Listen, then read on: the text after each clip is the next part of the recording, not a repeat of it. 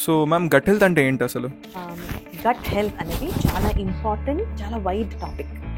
ఆయుర్వేదంలోని gut అనేసరికి మనం జఠరాగ్ని అంటాం.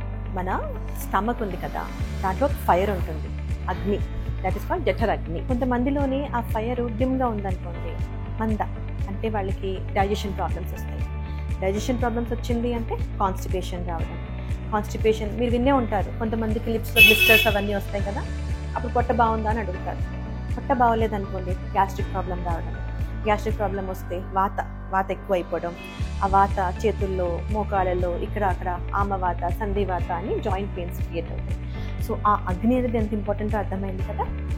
ఆయుర్వేదంలోని ఈ జఠరాగ్నిని మెయింటైన్ చేయడం కోసం అని చెప్పి దీపన పాచన ద్రవ్యాస్ ఉంటాయి. దీపనం అంటే టు ఇగ్నైట్ ద ఫైర్, పాచనం అంటే ఫైర్ ఇగ్నైట్ అయింది, మనం తినింది ప్రాపర్గా డైజెస్ట్ అవుతుందా లేదా, డైజెస్ట్ అయిన ఫుడ్ ప్రాపర్గా అబ్జర్వ్ అవుతున్నదా లేదా. సో గట్ హెల్త్ అంటే మెయిన్గా ఫ్రమ్ ఈటింగ్ టు ఎలిమినేషన్. ప్రాపర్గా ఫుడ్ తిన్నామా, అబ్జార్ప్షన్ అయిందా, ఎలిమినేట్ అయిందా, అదంతా కూడా ప్రాపర్గా శమన, శోధన, పంచకర్మ థెరపీస్ ఉంటాయి. దానివల్ల ప్రాపర్గా గట్ హెల్త్ బాగుంది అంటే పేషెంట్ ఆరోగ్యంగా ఉన్నట్టు లెక్క.